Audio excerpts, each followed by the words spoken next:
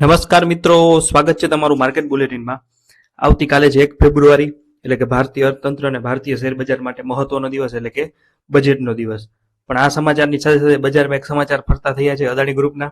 તો કાલે બજાર ખુલતા પહેલા આપણો નાનો વિડીયો ખાસ જોઈ લેજો। અમેરિકન એક કેસ જે આવ્યો છે અદાણી ગ્રુપનું, તેનું સત્ય શું છે અને અદાણી ગ્રુપના શેર હોલ્ડર માટે આ સમાચાર રાહત ન કહી શકાય કે શું છે, તેના વિશે આપણે તમામ વિગતવાર માહિતી આપશું, એ પણ પ્રૂફ સાથે, એ પણ આપણી ગુજરાતી ભાષામાં। વધુ વાત ન કરતા શરૂઆત કરીએ તો ગૌતમભાઈ અદાણી અને અમેરિકન રેગ્યુલેટર SEC વચ્ચે ચાલી રહેલી કાયદાકીય લડાઈ હવે એક નિર્ણાયક વળાંક ઉપર પહોંચી છે।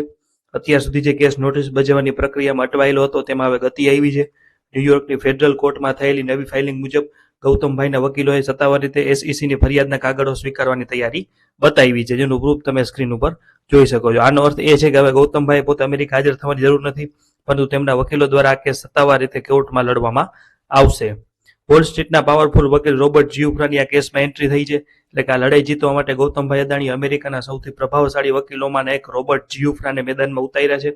જીયુફ્રા માત્ર વોલ સ્ટ્રીટના દિગ્ગજ નથી, પરંતુ તેઓ ડોનાલ્ડ ટ્રમ્પ જેવા હાઈ પ્રોફાઇલ ક્લાયન્ટના કેસ લડવા માટે પણ જાણીતા છે। ગૌતમભાઈએ તેમને રોકીને સ્પષ્ટ સંકેત આપ્યો છે કે તેઓ આ કેસને હળવાશથી નથી લઈ રહ્યા। જીયુફ્રાએ કોર્ટ પાસે 90 દિવસનો સમય માંગ્યો છે, જેમાં તેઓ અદાણી ગ્રુપની કંપની ઉપર લાગેલા લાંચ અને છેતરપિંડીના આરોપો સામે મજબૂત બચાવ રજૂ કરશે અને કેસ રદ કરવાની પણ માગણી કરશે।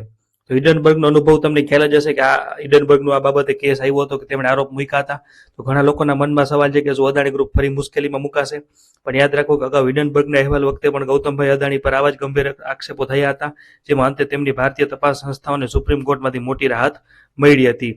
આ વખતે પણ બચાવ પક્ષ એવી દલીલ કરી શકે છે આ ઘટના ભારતની છે અને અમેરિકાના કોર્ટને આમાં દખલ કરવાનો કોઈ કાયદેસરનો અધિકાર નથી। વળી માત્ર આક્ષેપોથી કોઈ દોષિત સાબિત થતું નથી અને અદાણી ગ્રુપ પાસે લડાઈ લડવા માટે પૂરતા સંસાધનો અને આત્મવિશ્વાસ આવેલો છે। તો હવે રોકાણકારો અને શેર હોલ્ડરે શું કરવું? તો છેલ્લે વાત કરીએ શેર બજારની, તો આવા મોટા સમાચાર આવે ત્યારે બજારમાં થોડી અસ્થિરતા આવી સ્વાભાવિક છે, પરંતુ ડરીને ખોટો નિર્ણય લેવાના બદલે અદાણી ગ્રુપના મજબૂત ફંડામેન્ટલ ઉપર ધ્યાન આપવું જરૂરી છે। અને ગૌતમભાઈના નેતૃત્વમાં અદાણી ગ્રુપ પાસે પોર્ટ્સથી લઈ અને એનર્જી સુધીના રિયલ એસ્ટેટના અનેક એવા બિઝનેસો આવેલા છે। એ ત્યારબાદ તમામ મિત્રો એક ખાસ નોંધ લેવી કે આ માત્ર શૈક્ષણિક માટેનો વિડીયો છે। શેર બજારમાં રોકાણ કરતા પહેલા તમારા ફાઇનાન્શિયલ એડવાઇઝરની સલાહ ચોક્કસ લેવી જરૂરી છે અને બજારના જોખમોને સમજીને જ રોકાણ કરવું જરૂરી છે। અમે અંગત રીતે અદાણી ગ્રુપના કોઈ પણ સ્ટોકમાં રોકાણ કરેલું નથી કે કરવાના નથી।